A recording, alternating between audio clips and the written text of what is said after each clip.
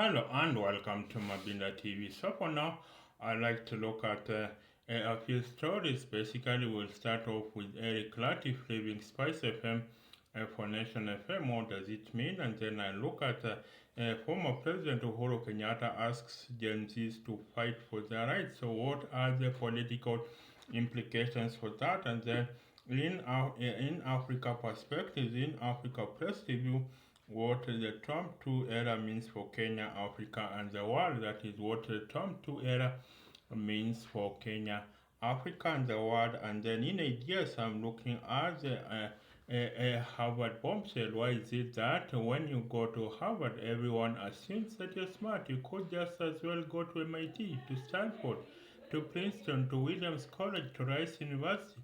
Why is it that when you go to Harvard, everyone assumes that you are certainly very, very smart and a genius, and then in remaking America, who will be the next leader of the Democrats? In remaking America, who will be the next leader of the Democrats? So now we'll start with Eric Latiff. Eric Latiff has left Space FM for Nation Media. So what's the future of urban radio? I just think that urban radio has to evolve. Urban radio really has to evolve. Basically, I think that this is the time for urban radio to be able to evolve, and I think what the mainstream media is coming under a lot of strain. I just think that the mainstream media is coming under a lot of strain. So basically, because urbanites can basically stream music, they can stream music, so we no longer listen to radio so that we can get our favorite music. We can get that through our YouTube videos. We can get through that through our Spotify account, through a Boomplay, through AudioMark, and so basically you don't listen to radio essentially to be able to listen to music. Of course, the rural folk are the ones who are supporting the rural media. That's why the rural media and the vernacular stations are doing well, because most of the rural folk don't have the money to be able to just stream music live. They don't have the internet to be able to stream music live. So I think for now, then you have how what is the future of urban radio? I just think it is in talk radio, it is in commentating, and I think Spice FM, the Situation Room, had set the room very very clearly. It had set the room very very clearly. That's the Situation Room, and I hope that basically we will be able to and the situation room will be able to expand. And I think if the situation room was made a 24-hour talk radio, then I think we would be in very good straits. I don't know why Space FM stopped at 10 a.m. It should have gone for 24 hours. That's about talk radio, and then that's how Kenya would have been. That's how Kenya we would have talked about issues concerning the deep issues of the day. And I think there has never been a time to talk about the deep issues of the day as at now, and that's why I think then the future of urban radio is in talk radio commentating. And of course, for Eric Latiff, he brought in a lot of guests, but we also need to be able to have commentators who can talk a whole 3 hours. We of course with the bites and sounds from those they are going to be talking about. And so this is why I say that the future of urban radio is in talk radio. And of course you have the likes of Aziza Hashim, I think the Hot 96 presenter, who says if you want to listen to serious stuff, then basically you need to tune in to Jeff Koinange in the morning. And of course, Jeff Koinange talks about the deep issues of the day, or maybe, and of course, then for Aziza Hashim, it's all about Odako and about gossip from the celebrities. So I think we've concentrated too much on celebrity gospel. I just don't know why some urban audience loves the callings of the city. And if the city calls, you respond. If you don't respond, you're in trouble. So I don't know why some of the urban media likes the callings of the city. But remember, the urban media is mostly, the listeners are mostly the middle class, and that is why the listeners are mostly the middle class, and that is why I will pretend that basically urban radio really needs to be urban radio needs to be at the center of things. That's why I will hope that the middle class, and I think it will appeal to advertisers, especially because urban radio advertisers have, I think the audience have some quite deep pockets. Look at the way Capital FM was getting, look at the way Capital FM was getting audiences. Basically, they had a deep pocket. I think they had just 2% of market share in the era of Linda Holt, but then they had adverts about Kenya Airways, about high-end fragrance, about vacations, tour and travel vacations, and that's why then I will hope that urban media really becomes concentrates on this demographic. Of course, I know there are only 100,000, there are only about 300,000 Kenyans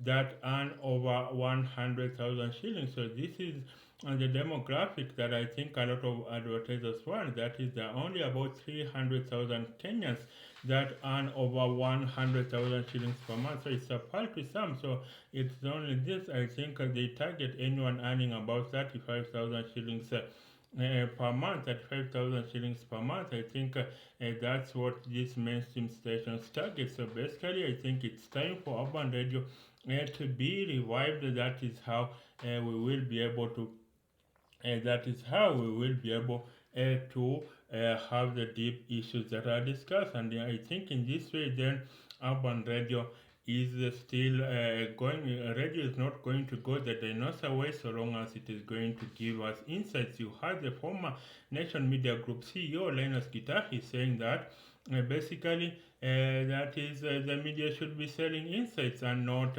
regurgitating the news of yesterday. That is, the media should be selling insights and not regurgitating the news of yesterday. And I think the purpose of mainstream media is just to confirm the news, because the news has been broken by social media. So the purpose of social media is of mainstream media is just to confirm the news. So what do you think about Eric Latiff? Do you think he will be better than Jeff Koinange?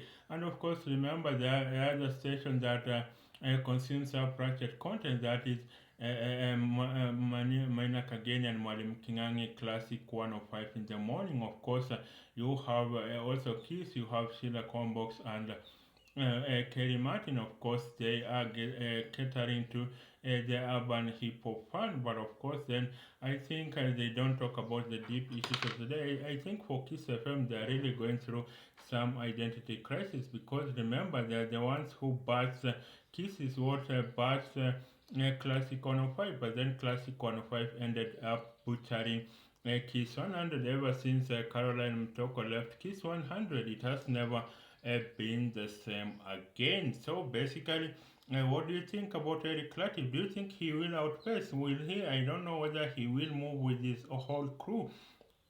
That is City Muga and City Muga and who's the other one? City Muga and Du Oko. Of course, they complement him. But of course, for Standard Media Group, why not just pay salaries that are commensurate with what people are bringing in? Just pay enough salaries and people will not leave the station. Look at how Royal Media Services, Citizen TV, concentrated on paying high salaries to star presenters, to star anchors, and now they are reaping the fruits. I think they enjoy about 65% of their market share. So I think that is something we really must be asking for. And then in still in Kenya, Uhuru, the former president Uhuru, asks Gen Zs to fight for their rights. So what does it mean?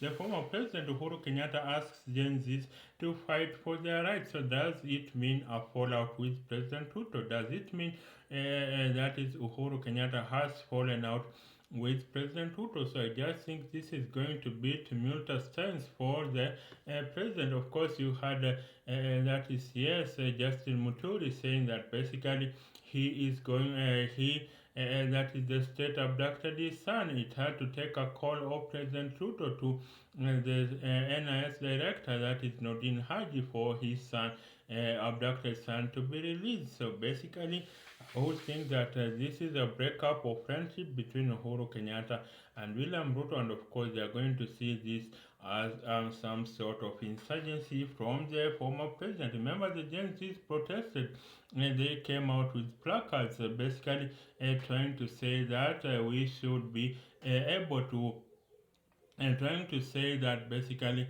we should be able to resolve that is the country is headed in the wrong direction, and it was partyless, it was tribeless, but then it subsided. William Ruto fired his entire cabinet, but then reconstituted his entire cabinet, and of course he came up with some former ministers who had been fired. So the allegations are there.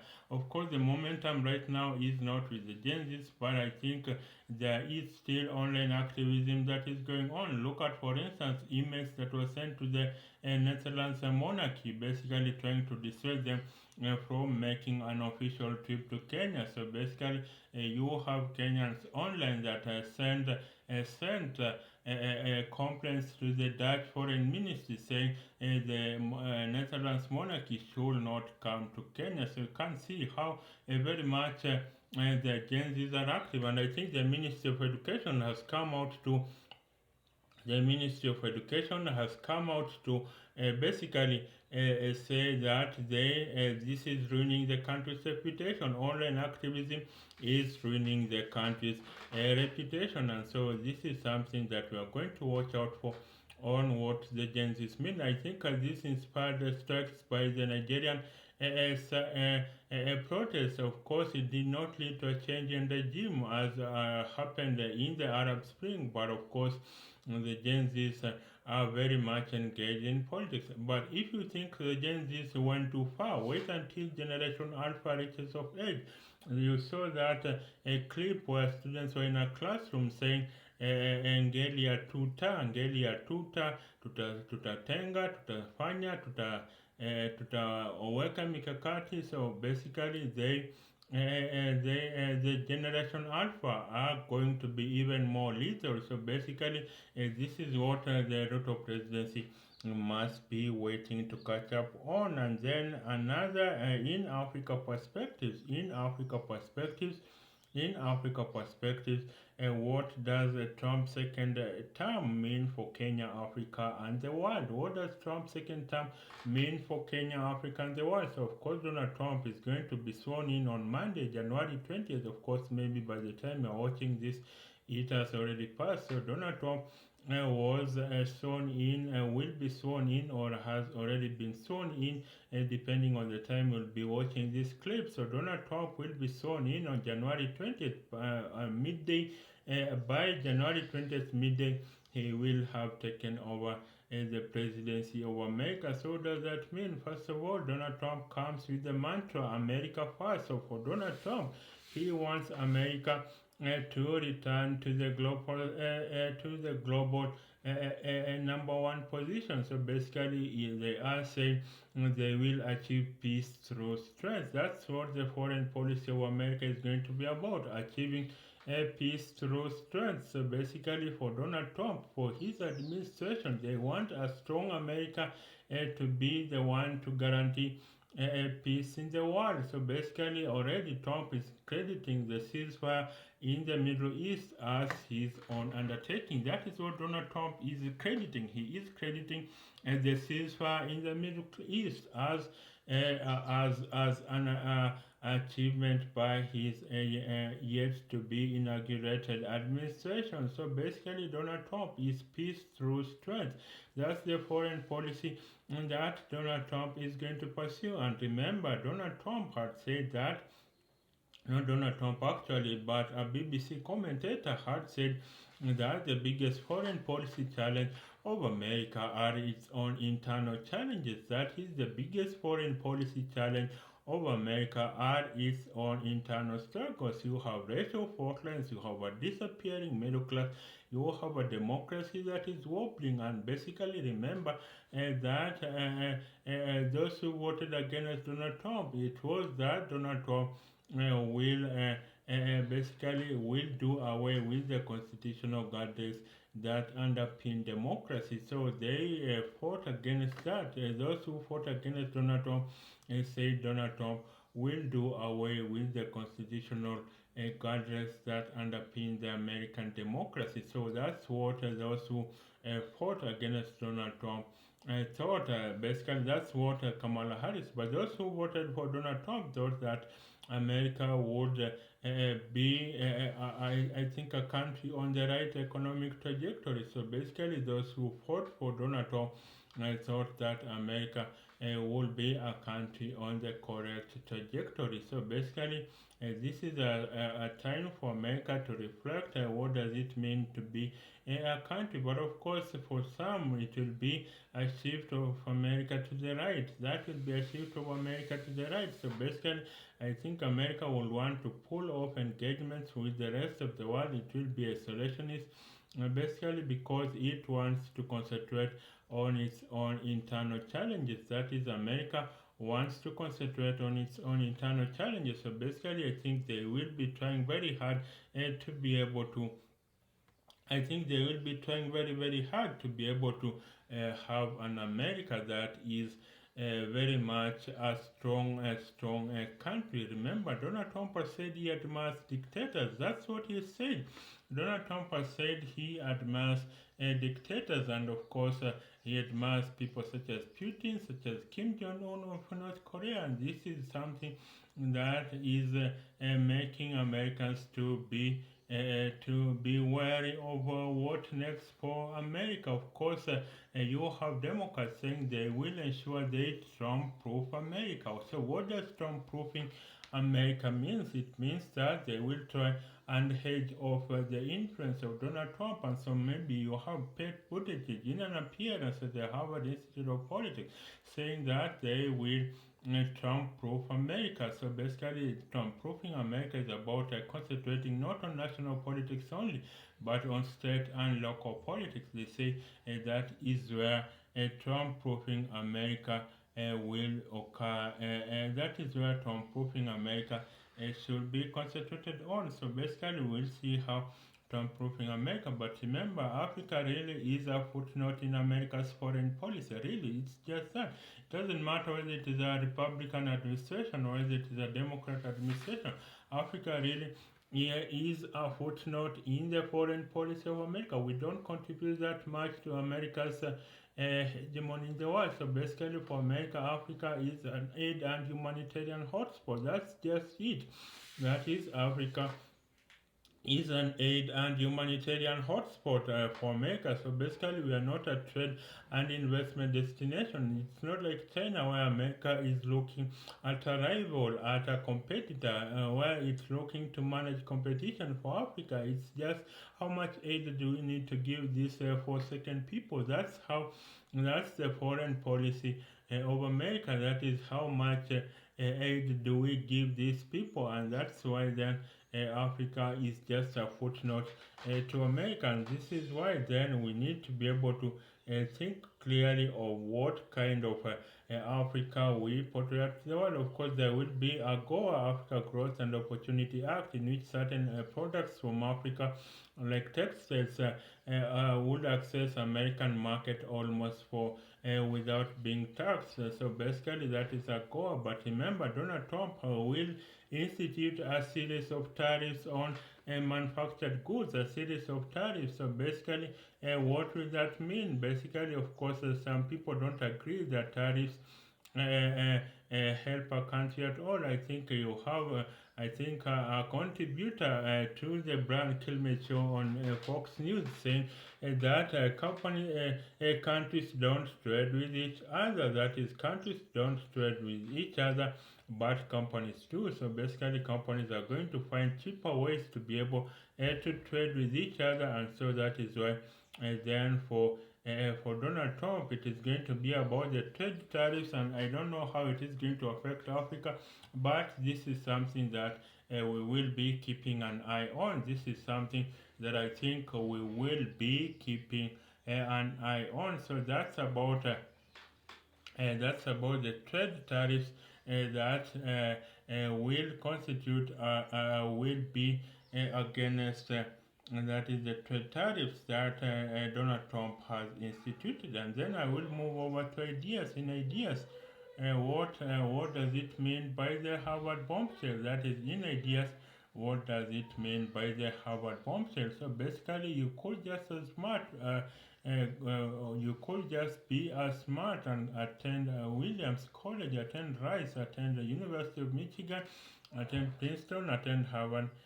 But then, why is it that if you are very, very smart, then if you go to Harvard, everyone assumes that you're smart? It is basically because everyone wants to attend Harvard. I think the acceptance rate is a mere 3%. That's for every 100 students that apply to Harvard, then only 3 are accepted. So basically, but there needs to be uniform education for Americans so that then you have equality of opportunity. That is, you bring everyone to the same starting lineup. And I think if you do that, then that's how you will be able to develop the country. So, what does the Harvard bombshell mean? Why does it mean that if you go to Harvard, then basically you are smart, and then they make America who will be the next leader of the Democrats? Who will be the next leader of the Democrats? I just think it needs to be someone that can pull the energy back. Remember, a Democrat has to be likable in order to be elected, but a Republican is usually who they are. So I think the last 3 corporate centuries have pulled the Republican, the last 3 presidents of Democrats have been corporate centuries. That is Bill Clinton, Barack Obama, and Joe Biden. They've all been corporate centuries. So basically, I think that needs to change. I think there needs to be a way in which you can have these other progressives that are for working people, maybe such as Alexandria Ocasio-Cortez. So I would hope that the next Democratic leader will pander to the working class. Remember, Bernie Sanders said in a post-election analysis statement, said that the Democrats abandoned the working class and they were punished for it. So that needs to end, and I think that's the way to remake the Democratic Party. So I think that's it for now. Bye for now till the next time, and bye for now.